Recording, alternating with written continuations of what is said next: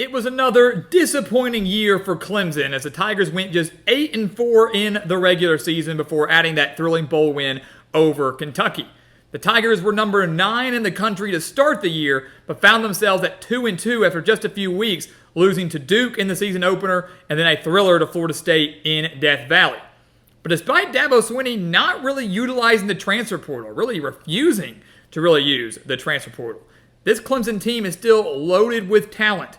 And there's a very good chance they could return to the top of the ACC this year and could finally return to the college football playoff.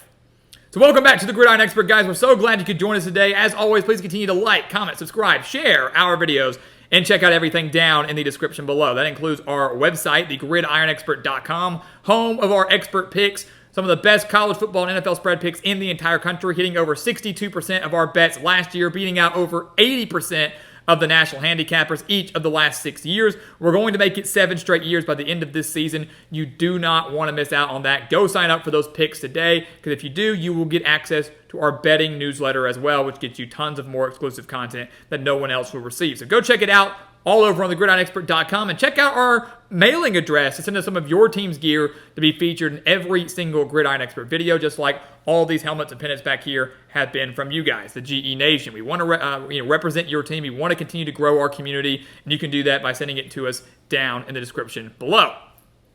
So let's take a look at Clemson, guys. Again, still 8-4 in the regular season, 9 wins with the win over Kentucky. All right, you take a look at the offense. That was part of the reason of their struggles, right? We really thought this offense was going to take this major leap forward with Cade Klubnik and Garrett Riley coming in as the offensive coordinator, and I don't think the offense took off the way people thought it was. They averaged nearly 30 points per game, which was great. They averaged over 400 yards per game, which was great, but the mistakes were a huge issue. The mistakes against Duke were horrible. Mistakes against Florida State were horrible. They were -2 in the turnover margin and other losses to Miami and North Carolina State.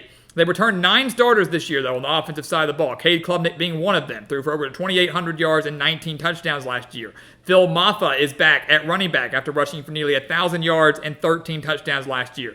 Their leading receiver, Tyler Brown, returns. Antonio Williams returns. Missed 9 games last year, had a great season the year prior. Hopefully he's back and stay fully healthy, gives Cade Klubnik another huge weapon. 4 starters back on the offensive line. Got a lot of talent for Clemson offensively. This could be the year they eclipse that 30 points per game mark. This could be the offense that we were expecting to see last year. Year 2 under Garrett Riley's system, that's at least what we're hoping for. Defensively, Clemson always very strong on that side of the ball. 21.1 points per game. That's all they gave up last season. They returned 5 starters. The defensive line, loaded. Absolutely loaded, anchored by T.J. Parker, who had 5.5 sacks last year. The linebacking core, led by Barrett Carter, the number 2 tackler on the team last year. And the secondary, while young, still has a lot of potential, handful of experience as well. R.J. Mickens, the number 3 tackler from last year, returns at safety. A lot of star power on for Clemson defensively.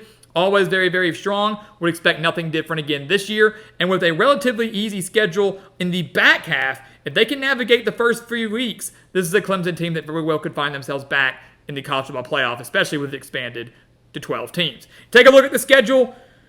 Let's just go ahead and say they open with a loss. I'm sorry, Clemson fans. I'm not even going to try to sugarcoat this. You're going to lose to Georgia. Big-time game against Georgia, one of the most anticipated games of Week 1 in Atlanta, practically a home game for the Bulldogs. It's just a rough way to open up. It really is. A Georgia team that is just loaded. Carson Beck, one of the best quarterbacks. Some are saying the best quarterback in the country, returns for the Bulldogs. Trevor Etienne transfers in at running back from Florida. No loyalty anymore in college football. The defense returns 7 starters from a nasty front 7. This is a team that I think is going to kind of wreak havoc on Clemson offensively. The Georgia defense is going to wreak havoc on the Clemson offense. This game will not be as low scoring as it was back in 2021, where Georgia won 10-3 thanks to a pick 6. That was the difference maker. But Klubnik's going to have to find a way to win this game through the air, and I don't think he's going to be able to do it. So Georgia wins the game in Atlanta. Not the best start to the year, but not a conference loss. Kind of expected right now for Clemson. How do they bounce back? They take on App State at home. Don't sleep on the Mountaineers. We've seen them pull off massive upsets before, and Clemson, if they're down on their luck, could find themselves in a tougher fight against the Mountaineers than they want, but we're going to pick them to beat App State. I think they're going to take care of business in Death Valley, and then they get an early bye week before taking on NC State. And I think that's a perfect bye week. A lot of people are like, no, I don't want early bye weeks. We're against those. Getting it before NC State is massive because the Wolfpack, they're a dang good team this year, guys. Grayson McCall transfers in at quarterback from Coastal Carolina. The Wolfpack have 8 starters back on the offensive side of the ball.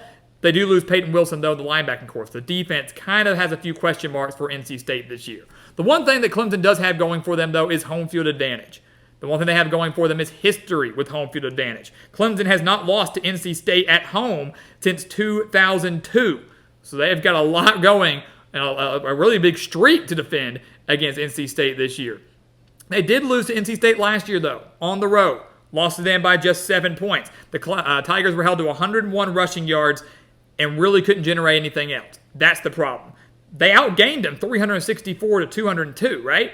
Cade Klubnik kind of did his job. The rushing game didn't. You say, how do you lose a game when you outgain your opponent by over 160 yards? You do that by mistakes. The Tigers had 2 turnovers, one of which was a pick six, and the defense allowed 2 big plays to KC Concepcion.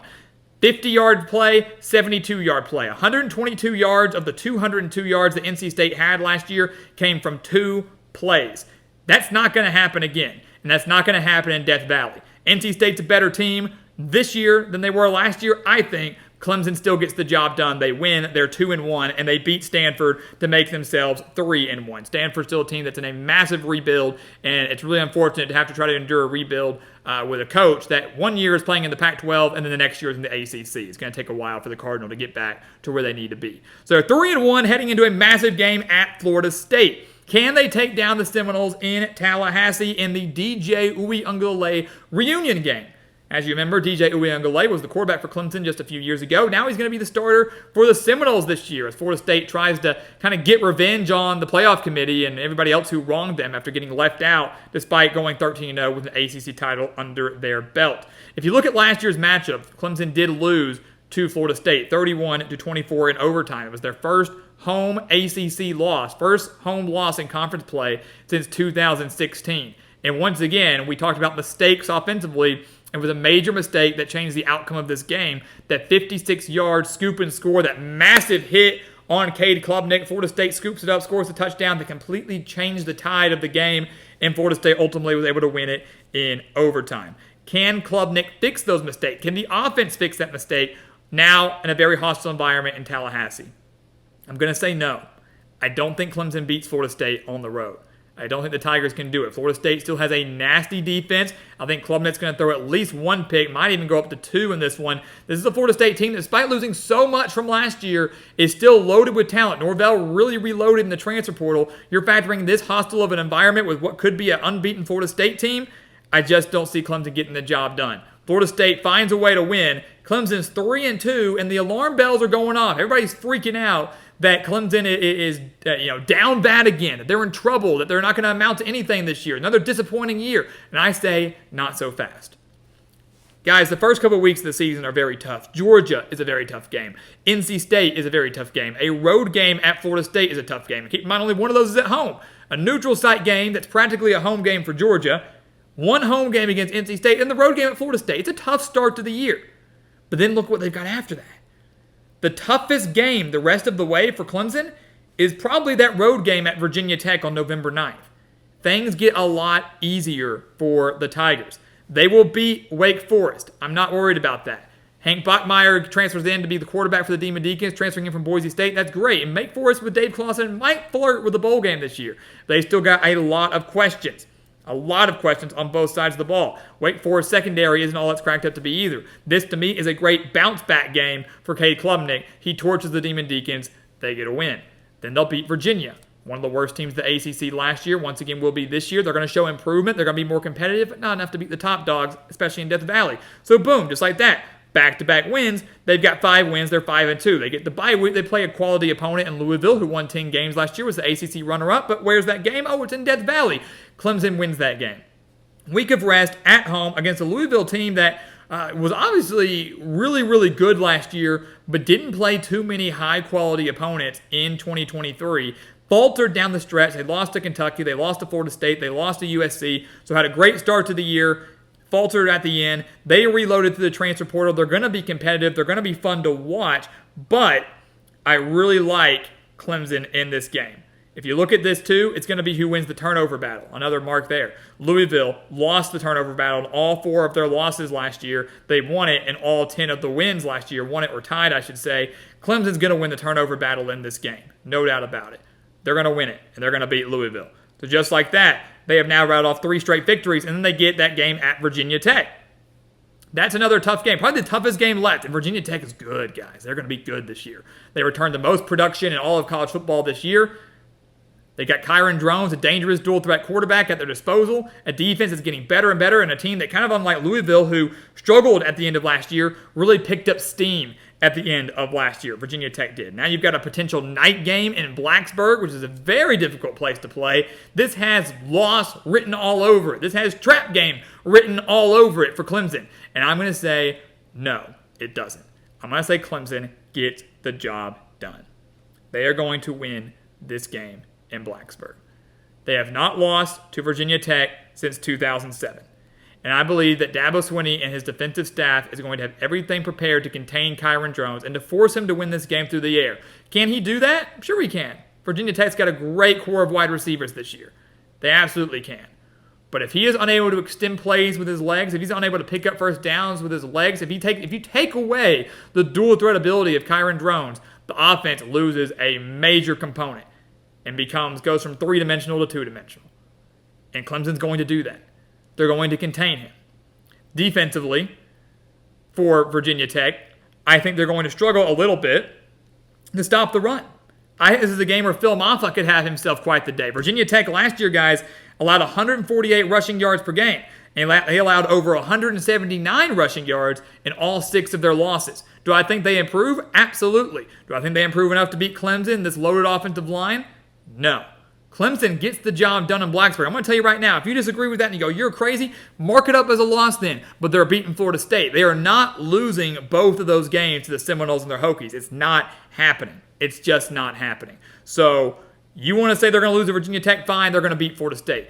I think they're going to lose to Florida State. I think they're going to beat Virginia Tech, but they're not losing both. I can promise you that. I think they have a better chance of beating Virginia Tech than they do the Seminoles. They win that game. They beat Pittsburgh, who's going to struggle again in year 10 under Pat Narduzzi. I think Nate Yarnell and this new offense for Pittsburgh struggles against this Clemson defense. They're going to beat the Citadel, and they're going to beat South Carolina in the rivalry game at home on Senior Day for the Tigers. They got the revenge over South Carolina last year, beating them 16-7. They're going to face another dual-threat quarterback in Lenoris Sellers, and they're going to have a dangerous running back to contain him, Rocket Sanders, a transfer in from Arkansas. But that's one thing that's good.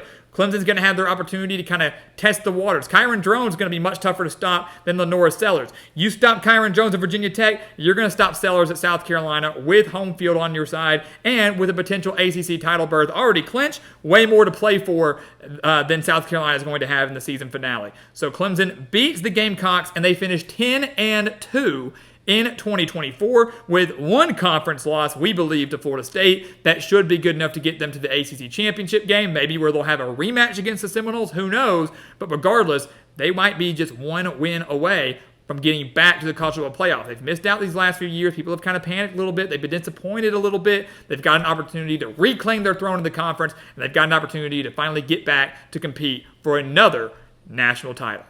So guys, as always, thank you so much for watching us here at the Gridiron Expert on YouTube. Make sure to continue to like, comment, subscribe, share our videos, and of course, check out everything down in the description below. That includes our website, thegridironexpert.com. Go sign up for those expert picks. Sign up for those newsletters. You do not want to miss out on all that extra content we have for you all season long. This is the place for you, and we want you to become a member of our GE Nation. And once again, guys, as always, thank you so much for watching, and we'll see you next time right here on the Gridiron Expert.